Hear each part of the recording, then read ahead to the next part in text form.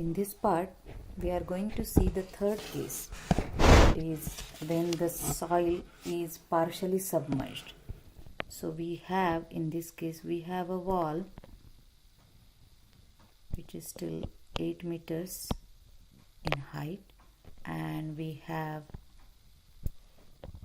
top 4 meters of soil is dry and the bottom 4 meters is submerged. So you have dry unit weight on the top part, which is 17 kilonewton per meter cube, and saturated unit weight for the next 4 meters, and then that is 21.81 kilonewton per meter cube. The total height of the wall is 8 meters and it is divided into 4 meters and 4 meters at the bottom. So the procedure is still same. The first step is to calculate effective vertical stress. Now let us call these points as point A, B and C. So as far as vertical stress diagram is considered, we have to do it in parts now. So until point B, we have vertical effective stress at point B is going to be equals to 4 multiplied by 17, which is equals to 68 kilopascals. So this part is 68, and then from then onwards at point C we have vertical effective stress of 68 plus additional 4 multiplied by 21.81 minus 9.81.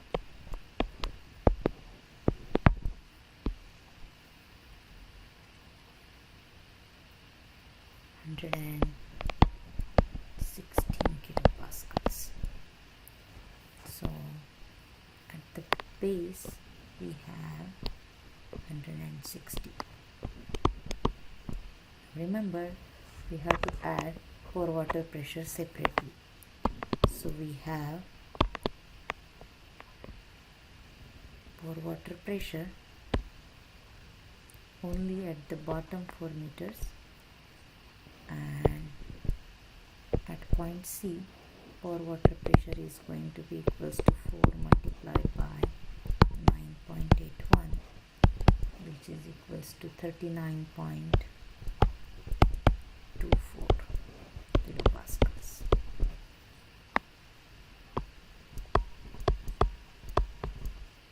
Now the next part is to find the lateral stress diagram. The first one was vertical effective stress diagram, the second one is pour water pressure diagram, and then these two together will give us the lateral stress diagram. Now always remember, lateral stress is going to be vertical effective stress multiplied by coefficient of lateral pressure, and pour water pressure to be added separately. So we have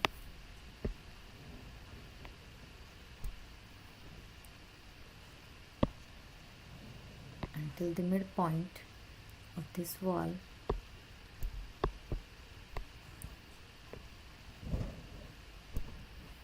at point B. So lateral stress at point B will be equals to 68 multiplied by 0.26, which is equals to 17.68 kilopascals.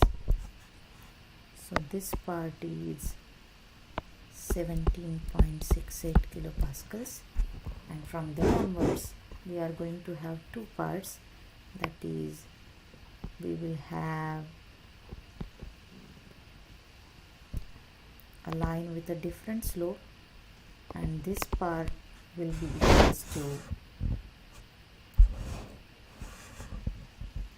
sigma A at point C will be equals to 116 multiplied by 0.26, which is equals to 30.16.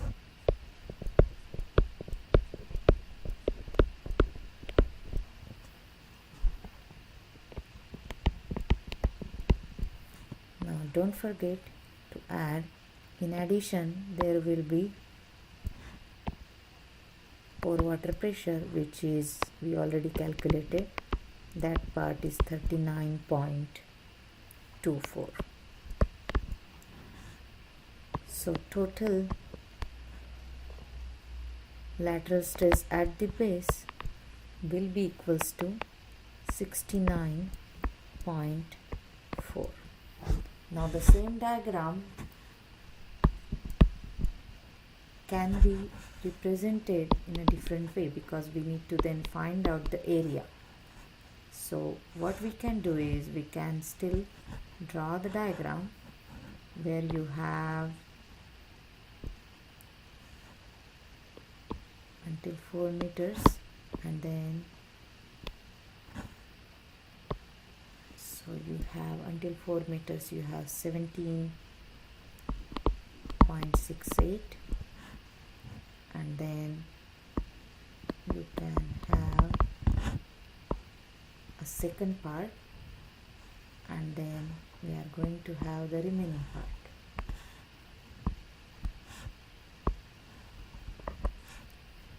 So this is 17.68, and the balance of 69.4 will be this triangle, which is equals to 51.72,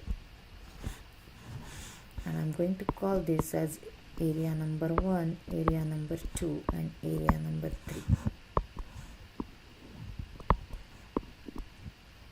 This is 4 meters, and this is 4 meters. Now having done that, now the rest is easy. We are going to calculate the area. So lateral thrust or the force is going to be the summation of all area, which is equals to 1/2 multiplied by 17.68 multiplied by 4 plus 4 multiplied by 17.68 addition is 1/2 multiplied by 4 multiplied by 51.72. So the first part is 35.36, the second part is 70.72, plus the third part is 103.44. In total together we get that as 209.52 kilonewton per meter.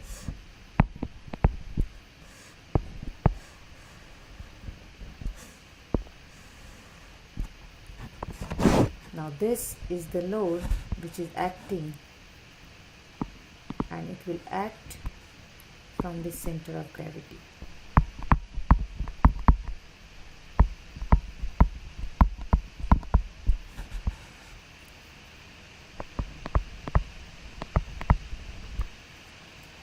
In order to find out center of gravity, we need to take the moment of area around the base, so that we can measure that distance from the base.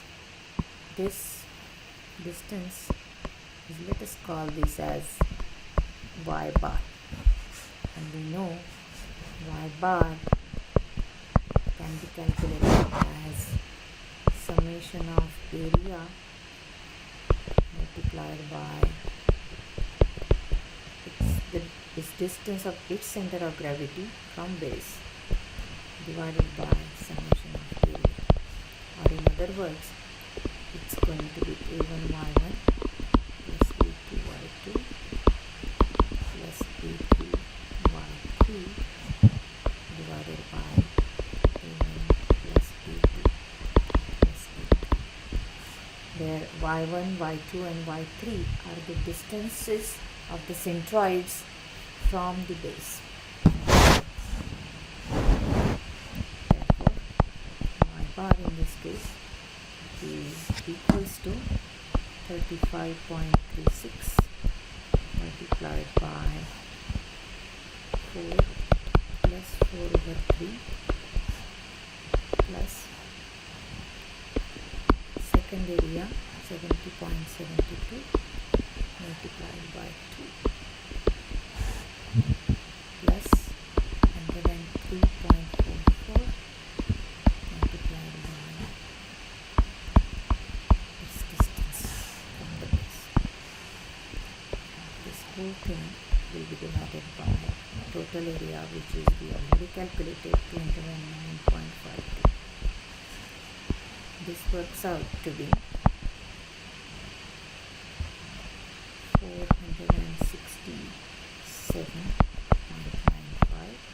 divided by 209.52, which is equals to 2.23 meters from base. So which means